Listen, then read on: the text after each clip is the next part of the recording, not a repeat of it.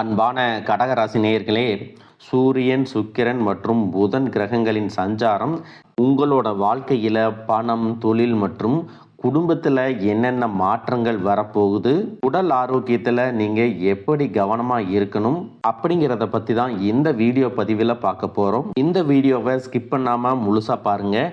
கிரக நிலைகள் எப்படி இருக்குது அப்படின்னா, குடும்பஸ்தானத்தில் கேதுவும், அஷ்டமஸ்தானத்தில் ராகுவும், பாக்கியஸ்தானத்தில் சனியும் செவ்வாயும், தொழில் ஸ்தானத்தில் சூரியனும் புதனும், லாபஸ்தானத்தில் சுக்கிரனும் இருக்காங்க. இதன் காரணமாக பார்த்தீங்கன்னா, குழந்தைகளுடைய விருப்பங்களை அறிஞ்சு அவங்களுடைய ஆசைகளை எல்லாமே நிறைவேற்றுவீங்க. தடைப்பட்ட செயல்களை எல்லாம் செஞ்சு முடிப்பீங்க. வீட்டுக்கு தேவையான புதிய பொருட்களை வாங்குவீங்க. பயனற்ற வீண் பேச்சுக்களை குறைச்சிக்கிறதும், குடும்ப உறவுகள் கிட்ட விட்டு கொடுத்து போகிறதும் உங்களுக்கு சிறப்பான பலன்களை கொடுக்க போகுது.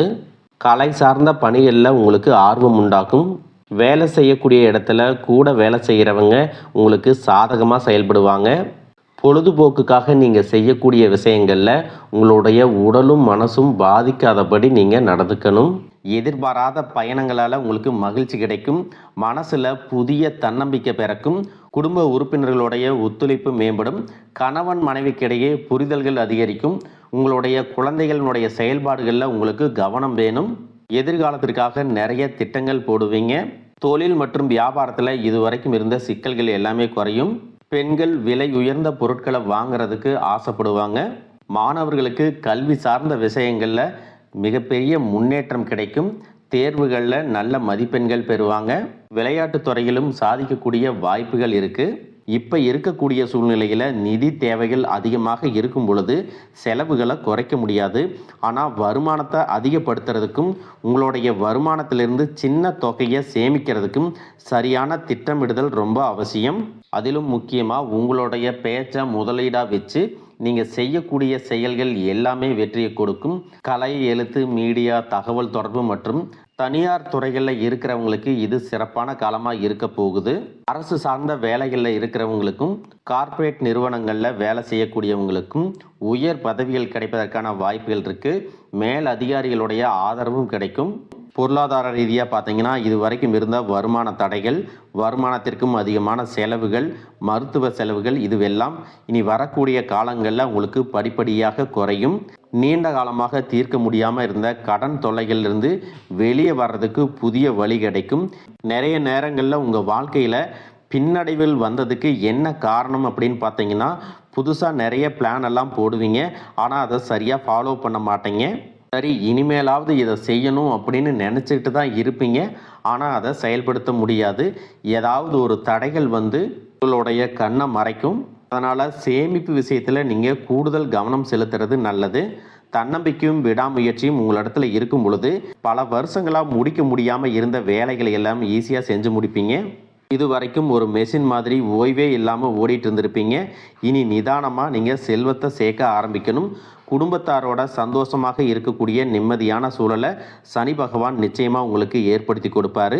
சேமிப்பு விஷயத்தில் நீங்கள் காட்டக்கூடிய ஆர்வம் உங்களுடைய வருங்கால தேவைகளை பூர்த்தி செய்யும் அப்படிங்கிறத நீங்கள் மறந்துடக்கூடாது.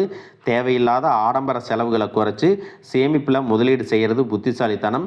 ரியல் எஸ்டேட், பங்கு சந்தைகளில் முதலீடு செய்கிறவங்க அந்த துறையில் இருக்கக்கூடிய நிபுணர்களின் ஆலோசனையை கேட்டு செயல்படுவது ரொம்பவே அவசியம். இதுவரைக்கும் உறவினர்கள் மற்றும் நண்பர்களோட மனக்கசப்பு, கருத்து வேறுபாடெல்லாம் ஏற்பட்டிருக்கும். உங்களுக்கு எதிரிகளாக இருக்கிறவங்க கூட நட்பு கரம் நீட்டி உங்ககிட்ட ஆலோசனை கேட்டு வருவாங்க. குடும்ப ரீதியாக பார்த்தீங்கன்னா, உங்கள் தாய் தந்தையர் பேரில் இருக்கக்கூடிய சொத்துக்கள் மற்றும் குடும்பத்தின் மூலமாக வரக்கூடிய உதவிகள் எல்லாமே உங்களுக்கு மிகப்பெரிய பலமாக இருக்கும். இந்த 2026ஆம் ஆண்டு நிச்சயமாக நாம் ஒரு நல்ல நிலைமைக்கு வந்துடுவோம் அப்படிங்கிற மன உறுதியோடு தான் ஒவ்வொரு நாளையும் நீங்கள் எதிர்கொண்டுட்டு வரீங்க. ஆனாலும் உங்களுக்கு பெருசாக எதுவும் நடக்கலை. இருந்தாலும் இனி வரக்கூடிய நாட்களில் நிச்சயமாக நம்ம ஜெயிப்போம் அப்படிங்கிற நம்பிக்கையும் மன உறுதியும் உங்கள்கிட்ட அதிகமாகவே இருக்குது. இது நாள் வரைக்கும் உங்கள் வாழ்க்கையில் நடந்த சில சம்பவங்களும் துரோகங்களும் உங்களுக்கு மிகப்பெரிய அனுபவத்தை கொடுத்திருந்தாலும் சில விஷயங்களை எல்லாம் இன்னை வரைக்கும் உங்களால் ஜீரணிக்க முடியலை. அதனாலேயே நிறைய நேரங்களில் உங்களுடைய மனசு வெறுத்து போய் இந்த வாழ்க்கையில் இதுக்கு மேலே நான் என்ன கஷ்டப்பட வேண்டியிருக்கு, எனக்கு இந்த வாழ்க்கையை வாழவே பிடிக்கலை அப்படின்னு நெகட்டிவான எண்ணங்கள் கூட சில நேரங்கள் வரும். இதுக்கெல்லாம் என்ன காரணமாக இருக்குது அப்படின்னு பார்த்தீங்கன்னா, நீங்கள் ஒரு லட்சியத்தோடு செய்யக்கூடிய ஒவ்வொரு நல்ல விஷயத்தை கெடுக்கிறதுக்கும், உங்கள் முன்னேற்றத்தை தடுக்கிறதுக்கும், உங்களை அவமானப்படுத்துறதுக்கும் இங்கே நிறைய நபர்கள் எல்லாம் முயற்சி பண்ணிட்டு தான் இருக்காங்க. ஆனாலும் அவங்களுடைய திட்டங்களையும் சதிகளையும் சூழ்ச்சிகளை எல்லாம் தாண்டி இப்போ வரைக்கும் நீங்கள் ஓரளவுக்கு நல்லா இருக்கீங்க அப்படின்னா, உங்ககிட்ட இருக்கக்கூடிய நல்ல எண்ணங்களும் கடவுள் பக்தியும் இதுவரைக்கும் நீங்கள் செஞ்ச தர்ம காரியங்களும் தான் உங்களை காப்பாற்றிட்டு இருக்கு. இதுக்கு முன்னாடி நல்ல நண்பர்களாக இருந்திருப்பாங்க, உறவுகளாக இருந்திருப்பாங்க. அவங்களுக்கே அவங்களுடைய சுயநலத்துக்காக சில துரோகங்களை எல்லாம் செஞ்சு உங்கள் வாழ்க்கையை கெடுக்கணும் அப்படின்னு நினைக்கும்போது யார் நல்லவங்க யார் கெட்டவங்க, இவங்க எந்த அளவுக்கு பொறாமையோடவும் வன்மத்தோடவும் இருந்திருக்கிறாங்க அப்படிங்கிறத ஓரளவுக்கு இப்போ புரிஞ்சிருப்பீங்க. இது எல்லாமே தெரிஞ்சும் கூட நீங்கள் என்னமோ பண்ணுங்க, மனசாட்சிக்கு விரோதமாக தப்பு செய்கிறவங்களுக்கு அந்த கடவுள் நிச்சயமாக உங்களுக்கு ஒரு தண்டனையை கொடுப்பார் அப்படின்னு தான் கடவுள்கிட்ட உங்கள் வேண்டுதலை வச்சுட்டு கடந்து போயிட்டுருக்கீங்க. இப்படி இருக்கக்கூடிய சூழ்நிலையில தான் தான் உண்டு தான் வேலை உண்டு அப்படின்னு இருக்கிறீங்க. உங்கள் மனசுக்குள்ளே 1000 கஷ்டம் இருந்தாலும் அதையெல்லாம் வெளியே சொல்லாமல் போலியாக சிரித்து சந்தோஷமாக இருக்கிற மாதிரி நடிச்சிட்டு இருக்கிறீங்க. இந்த வாழ்க்கை உங்களை எப்படி புரட்டி போட்டாலும் முடக்கி வச்சாலும் நீங்கள் எப்பவும் போல் சாதாரணமாக இருக்கிறதுனால உங்களை சுற்றி இருக்கிறவங்க எல்லாருமே இவங்களுக்கு என்னப்பா ஓஹோன்னு ஜாலியான வாழ்க்கை வாழ்கிறாங்க அப்படின்னு சொல்லுவாங்க. ஆனால் மனசில் நிம்மதி இல்லாமல் நிம்மதியாக தூங்க முடியாமல் நீங்கள் எவ்வளவு கஷ்டப்படுறீங்க அப்படிங்கிறது உங்களுக்கும் அந்த கடவுளுக்கும் மட்டும்தான் தெரியும். இந்த மாதிரி உங்கள் வாழ்க்கையில் திடீர்னு ஒரு பிரச்சனை வரும், உடம்பு சரியில்லை, ஹாஸ்பிட்டலில் பெருசாக செலவு வந்துருச்சு, பிஸ்னஸ் எல்லாம் லாஸ் ஆயிடுச்சு, திடீர்னு பண பிரச்சனை அப்படின்னு நீங்கள் முடங்கி போயிட்டா கூட உங்களுக்கு உண்மையாக கூடவே நின்று உதவி செய்கிறதுக்கோ ஆறுதலாக 4 வார்த்தை பேசுகிறதுக்கோ அவ்வளோ ஏங்க திரும்பி பார்க்க கூட ஆள் கிடையாது.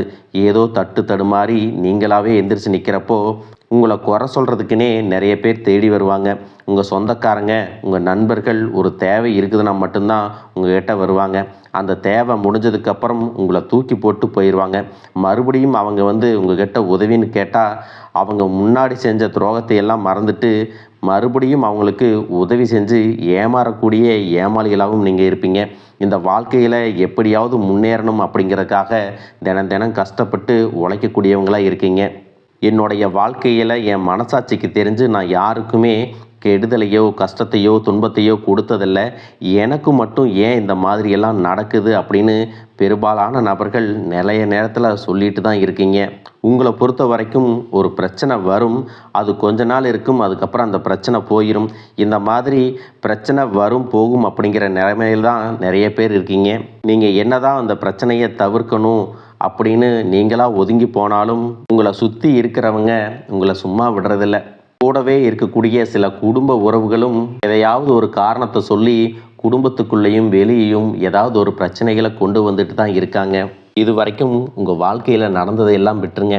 இதுக்கப்புறமா உங்கள் வாழ்க்கையில் சின்ன சின்ன விஷயங்களை மாற்றிக்கிறதன் மூலமாகவும் கடந்து போகிறதன் மூலமாகவும் உங்களுக்கு என்னென்ன நன்மைகள் கிடைக்க போகுது அப்படிங்கிறத பற்றி தான் இந்த வீடியோ பதிவில் முழுசாக பார்க்க போகிறோம். முதலாவதாக பார்த்தீங்கன்னா, மேசராசியில் இருக்கக்கூடிய சூரியனும் சுக்கிரனும் சுக்கிர ஆதித்ய யோகத்தை கொடுக்க போகிறாங்க. சூரியனும் சுக்கிரனும் இணையக்கூடிய இந்த சுக்கிர ஆதித்ய யோகம் பார்த்தீங்கன்னா ஜோதிடத்தில் அதீத செல்வ செழிப்பு, ஆடம்பர வாழ்க்கை மற்றும் ராஜயோக பலன்களை கொடுக்கும் அப்படின்னு சொல்லியிருக்காங்க. இந்த யோகத்தின் காரணமாக உங்களுக்கு பண வரவு, கலைத்துறையில் வெற்றி, திருமண வாழ்க்கை மகிழ்ச்சி மற்றும் திடீர் யோகங்கள் எல்லாமே கிடைக்க போகுது. எதிர்பாராத பணவரவு, செல்வ செழிப்பு மற்றும் ஆடம்பரமான வாழ்க்கை உங்களுக்கு அமையும். சினிமா, டெக்ஸ்டைல்ஸ் மற்றும் ஆபரணங்கள் சார்ந்த தொழில்களில் இருக்கிறவங்களுக்கு அபரிமிதமான லாபம் கிடைக்க போகுது. சூரியனின் சேர்க்கையால் சமூகத்தில் செல்வாக்கு, பெயர், புகழ் மற்றும் ஆளுமை திறன் உங்களுக்கு அதிகரிக்கும். அடுத்ததாக பார்த்தீங்கன்னா, கடகராசியில் உச்சம் அடையக்கூடிய குருவால் உங்களுடைய தன்னம்பிக்கை உயரப்போகுது. குடும்பத்தில் மகிழ்ச்சி கூடும். நீண்ட நாள் உடல் ஆரோக்கியம் இல்லாமல் இருந்தீங்கன்னா மீண்டும் உங்கள் உடல்நிலை சரியாகும். புதிய சொத்துக்கள் மற்றும் வாகனங்கள், செல்வம் சேர்க்கை இது எல்லாம் ஏற்படும். ஜூன் மாதத்தில் நடக்கக்கூடிய குரு பெயர்ச்சி கடகராசியில் உச்சம் அடைஞ்சு திருமண முயற்சிகளை வெற்றி கொடுப்பாரு. குடும்பத்தில் இருந்து வந்த பிரச்சனைகளை எல்லாம் தீர்த்து மகிழ்ச்சியான சூழல் உருவாகும். புதிதாக வேலை தேடிட்டு இருக்கிறவங்களுக்கு வேலை கிடைக்கும். வேலையில் இருக்கிறவங்களுக்கு பதவி உயர்வு, இடமாற்றம் மற்றும் புதிய பொறுப்புகள் எல்லாமே கிடைக்கும். மாணவர்களுக்கு கல்வி சிறக்கும். வெளிநாடு செல்வதற்கான வாய்ப்புகள் உருவாகும். நீண்ட நாட்களாக இருந்த நோய் உங்களுக்கு நீங்கும். மன அமைதியும் நேர்மறையான ஆற்றலும் அதிகரிக்கும். பேச்சுவார்த்தையில் உங்களுக்கு எப்பவுமே நிதானம் இருக்கும். இதே நேரத்தில் கஜகேசரி யோகத்தின் மூலமாக சமூகத்தில் உங்களுடைய கௌரவம், அந்தஸ்து எல்லாமே உயரப்போகுது. அடுத்ததாக 2026ஆம் ஆண்டு டிசம்பர் 5ஆம் தேதி நடக்கக்கூடிய ராகு கேது பெயர்ச்சியின் மூலமாக ராகு மகர ராசிக்கும் கேது கடக ராசிக்கும் பெயர்ச்சி ஆகிறாங்க. இந்த பெயர்ச்சிகள் காரணமாக கும்பத்தில் இருக்கக்கூடிய ராகு தொழில்நுட்பம், கண்டுபிடிப்புகள் மற்றும் சமூக மாற்றங்கள்லாம் முன்னேற்றத்தை கொடுப்பாரு. டிசம்பருக்கு பிறகு மகரத்திற்கு செல்லும் பொழுது கடின உழைப்பு மற்றும் தொழில் சார்ந்த பொறுப்புகள் உங்களுக்கு அதிகரிக்கும். கேதுவின் தாக்கம் எப்படி இருக்கும் அப்படின்னு பார்த்தீங்கன்னா, உங்களுடைய தனிப்பட்ட அடையாளம் மற்றும் அகங்காரத்தை குறைச்சி சிறப்பான முன்னேற்றத்தை கொடுக்க போகிறாங்க.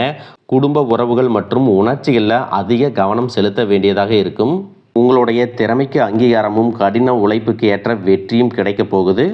மேலும் உங்களுக்கு சிறப்பான பலன்கள் எல்லாம் கிடைக்கணும் அப்படின்னா ராகு கேது பாதிப்புகளை குறைக்கிறதுக்கு காளஹஸ்தி போன்ற ஸ்தலங்களுக்கு சென்று வழிபட்டீங்க அப்படின்னா மன நிம்மதியும் புதிய தெம்பும் கிடைக்கும். அடுத்ததாக சனி பகவானை பொறுத்த வரைக்கும் எப்பவுமே கடின உழைப்புக்கு நல்ல பலன்களை கொடுக்கக்கூடியவர். உழைப்புக்கேற்ற உயர்வு, நிதானமான முன்னேற்றம் இருக்கும்.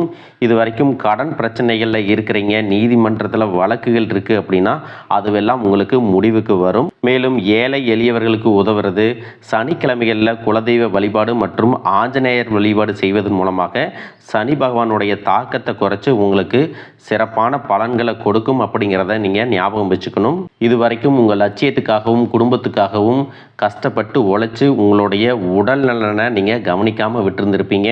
இப்போ வரைக்கும் சிலருக்கு அது வெளியில் தெரியல அப்படின்னாலும் சின்ன சின்ன பிரச்சனைகள் மூலமாக உங்களுக்கு தொந்தரவு கொடுத்துட்டு வந்திருக்கும். அந்த உடல் சார்ந்த பிரச்சனைகள் முழுவதும் குணமாகணும் அப்படின்னா அதற்கு தகுந்த சிகிச்சை முறைகளை எடுத்துக்கிறது மட்டுமல்லாமல் உங்களுடைய உடல் நலனையும் நீங்கள் பாதுகாக்கணும். உங்கள்கிட்ட நிறைய ஆற்றல் இருக்குது, திட்டங்கள் இருக்குது, கடின உழைப்பு எல்லாமே இருக்குது. ஆனால் உடல் ஆரோக்கியம் இல்லாமல் போச்சு அப்படின்னா உங்களால் எதையுமே சாதிக்க முடியாது. இதற்கு பிறகாவது உங்களுடைய உடல் ஆரோக்கியத்தில் நீங்கள் கூடுதலான கவனம் செலுத்தினீங்க அப்படின்னா நீங்கள் செய்யக்கூடிய எல்லா காரியத்திலையும் உங்களுக்கு வெற்றி கிடைக்கும். எதிரிகளை எல்லாம் ஜெயிச்சு வருவீங்க. சிலர் பார்த்தீங்கன்னா நல்ல வேலை கிடைக்காம வீட்லேயும் சரி சமுதாயத்திலும் சரி நிறைய பேருடைய கிண்டலுக்கும் கேலிக்கும் ஆளாகி இருப்பீங்க. இன்னும் சிலர் குடும்ப கஷ்டத்துக்காக பிடிக்காத ஒரு வேலைக்கு போயிட்டு இருந்திருப்பீங்க. இதற்கு பிறகு உங்களுடைய தன்னம்பிக்கை அதிகரிக்கும். புதிய புதிய தொழில்நுட்பங்களை கற்றுக்கிட்டு நல்லதொரு வேலையில் சேர போகிறீங்க.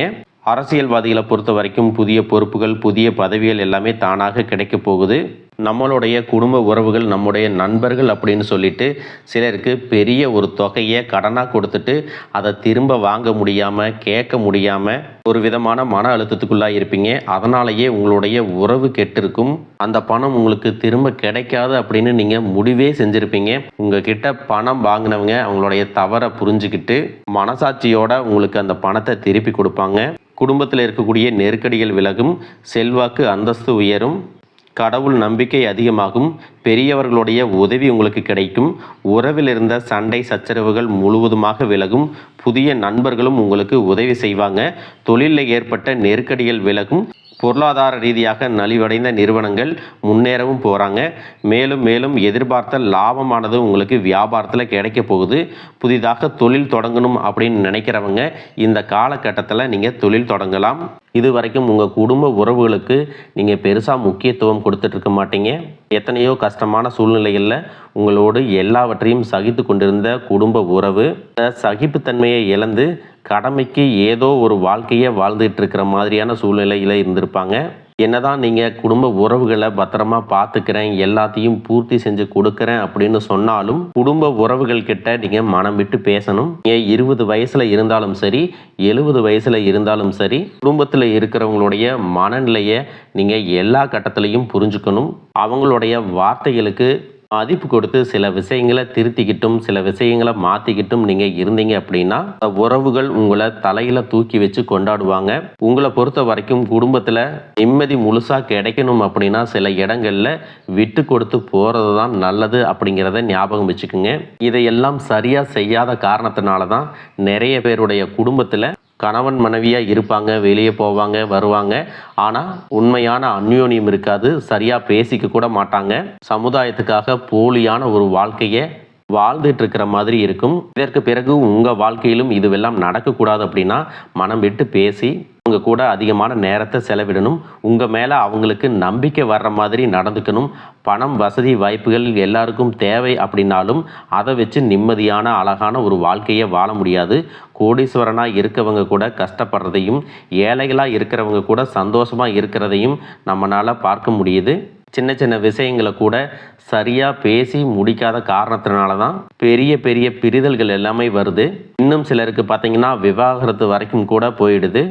இந்த மாதிரியான விஷயங்கள் எல்லாமே உங்கள் வாழ்க்கையில் நடக்கிறதுக்கு நீங்கள் மட்டுமே முழுமையான காரணம் இல்லை. உங்களை மட்டுமே குற்றம் சொல்லிட முடியாது. சில கிரகங்களுடைய பார்வை தசா புத்தியினோட பலன்கள் காரணமாகவும் இதுவெல்லாம் நடக்கும். சில ஜோதிட சூட்சமங்களை எல்லாம் நீங்கள் புரிஞ்சுக்கிட்டு சரியான விஷயங்களை மட்டும் செஞ்சீங்க அப்படின்னா உங்களுடைய வாழ்க்கையிலும் நல்லது நடக்கும். நீங்கள் விவாகரத்தே வாங்கியிருந்தால் கூட 2 பேருடைய உள்ளத்திலும் தூய்மையான புரிதல் வர வரைக்கும் உண்மையாக நடந்துக்குங்க. உங்கள் வாழ்க்கையில் நடந்த சம்பவங்கள் எந்த மாதிரி சுச்சுவேஷனில் நடந்துச்சு அப்படின்னு மற்றவங்க சூழ்நிலையில் இருந்து உணர்வு பூர்வமாக நினச்சி பாருங்கள். நிச்சயமாக உங்கள் மனசுக்குள்ளே மிகப்பெரிய மாற்றம் வரும். இந்த மாற்றத்தின் காரணமாக குடும்ப உறவுகள் மீண்டும் சேர்வாங்க. இதுவெல்லாம் உடனே நடக்கலை அப்படின்னாலும் சில மாதங்களில் ஒன்றாக சேர்வதற்கான வாய்ப்புகள் இருக்குது. இந்த வாய்ப்புகள் சரியாக அமையும் போது நீங்கள் அதை பயன்படுத்திக்கிட்டீங்கன்னா உங்களுடைய வாழ்க்கை உங்களுக்கு பிடிச்ச மாதிரியே மாறும். உங்ககிட்டிருந்து வெளிப்படக்கூடிய தனி மனித ஒழுக்கம் மற்றும் மது மற்றும் போதை பழக்கங்களிலிருந்து விலகி இருக்கிறது. ஆரோக்கியமான உணவு பழக்க வழக்கங்கள் காரணமாக பல நாட்களாக விலகி இருந்த உறவுகள் மீண்டும் உங்களோடு வந்து சேர போகிறாங்க. புதிய நட்பும் நண்பர்களுடைய தொடர்பும் உங்களுக்கு ஏற்படும். இதுவரைக்கும் வாழ்ந்த வாழ்க்கையை விட வித்தியாசமான புதியதொரு வாழ்க்கையை இனி வாழ போகிறீங்க. உங்களுடைய நல்ல எண்ணங்களுக்கு எப்பவுமே உங்களுக்கு நல்லதே தான் நடக்கும். நம்பிக்கையோட ஒவ்வொரு அடியும் எடுத்து வைங்க. வாழ்க வளமுடன், வாழ்க பல்லாண்டு.